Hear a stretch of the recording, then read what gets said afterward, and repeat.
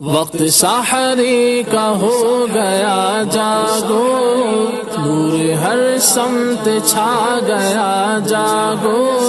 ماہ رمضان کی برکتیں لو۔ نحمده ونسلم ونصلي على رسوله الكريم اما بعد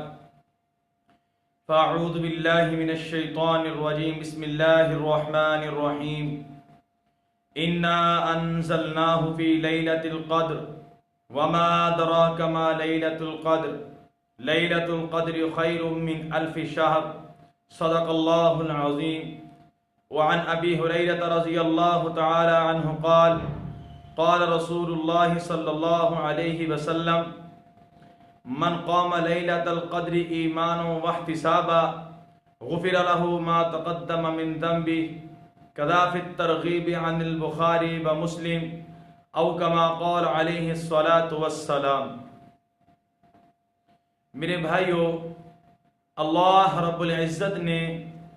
امت محمدیہ صلی اللہ علیہ وسلم پر یہ انعام کیا، احسان کیا، اکرام کیا کہ اللہ نے رمضان جیسا مبارک مہینہ عطا فرمایا، اور اس رمضان کے مہینے میں اللہ رب العزت نے ایک رات عطا فرمائی جو لیلۃ القدر کے نام سے موسوم ہے، جو بہت زیادہ برکت والی رات ہے، بہت زیادہ خیر والی رات ہے۔ میرے دوستو، اس رات میں حضرت جبریل علیہ السلام کو اللہ جل جلالہ کی طرف سے یہ حکم ہوتا ہے کہ وہ زمین پر جائیں۔ چنانچہ حدیث میں آتا ہے کہ حضرت جبریل علیہ السلام ایک فرشتوں کے بڑے لشکر کے ساتھ زمین پر تشریف لاتے ہیں،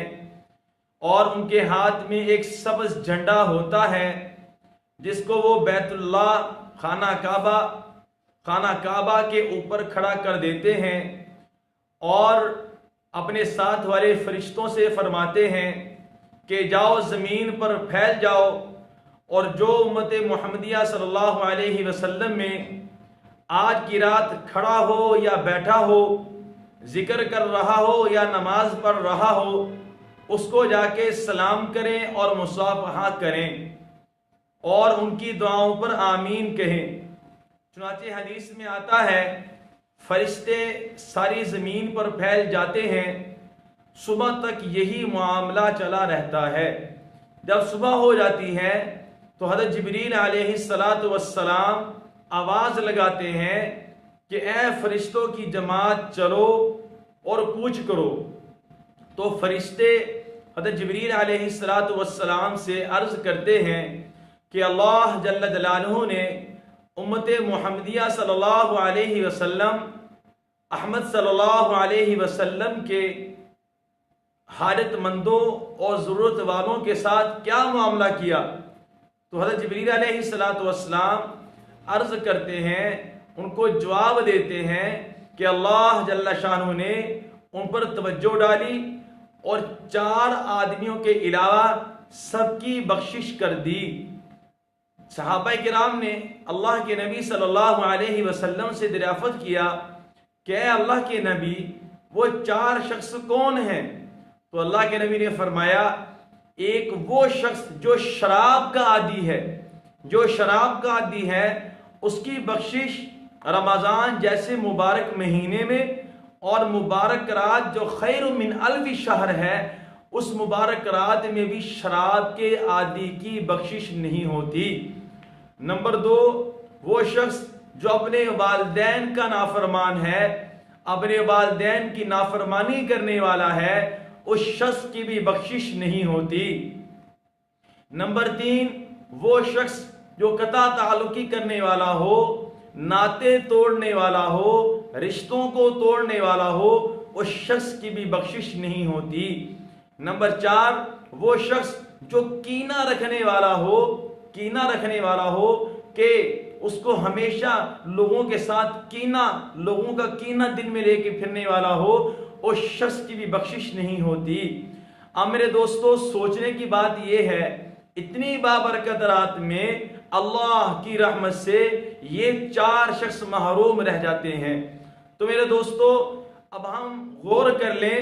کہ ہم میں سے کون ایسا شخص ہے کہ جو شراب کا عادی ہے، یا ہم میں کون سا شخص ایسا ہے جو اپنے والدین کی نافرمانی کرنے والا ہے، یا ہم میں سے کون سا شخص ایسا ہے جو قطع تعلقی کرنے والا ہے، ناطے توڑنے والا ہے، یا ہم میں سے کون سا شخص ایسا ہے جو کینہ لے کے دل میں پھرتا ہے، کینہ دل میں لیے ہوئے پھر رہا ہے۔ میرے دوستو، اس بات کو ہمیں ہر طرف پھیلانا ہوگا، اور ہر بندے کو اپنی ذات کے لحاظ سے غور فکر کرنی ہوگی کہ میں خدا نہ خواستہ کوئی ان چار میں سے تو نہیں ہوں، ان چار میں تو میرا کہیں شمار نہیں ہے، میرا نام ہے وہ کون سی فہرست کے اندر ہے۔ میرے دوستو، اس بات کو سمجھنا ہوگا۔ اس کے میرے دوستو، اپنے دوستوں کو ترغیب بھی دینا اور خود بھی اس پر عمل کرنے کی کوشش کرنا، اور اپنے دوستوں تک اس بات کو پہنچانا، تاکہ خدا نہ خواستہ اگر کوئی ان چار میں سے ہے تو توبہ کر لے، اگر اپنے والدین کی نافرمانی کرنے والا ہے تو صلح کر لے، معافی مانگ لے، اگر شراب کا عادی ہے تو شراب سے توبہ کر لے، اگر کسی سے قطع تعلقی کی ہوئی ہے تو جا کے صلح کر لے، کسی کا کینہ دل میں لے کے پھر رہا ہے تو اس کو معاف کروا لے، دل کو صاف کر لے۔ میرے دوستو، ہر بندے کی اپنی ذمہ داری ہے،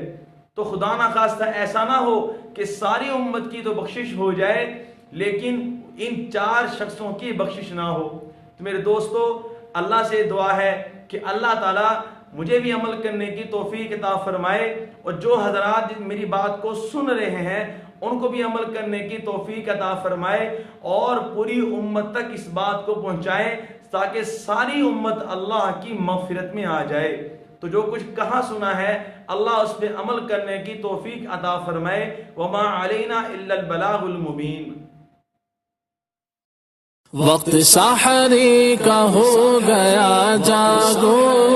نور ہر سمت چھا گیا جاگو۔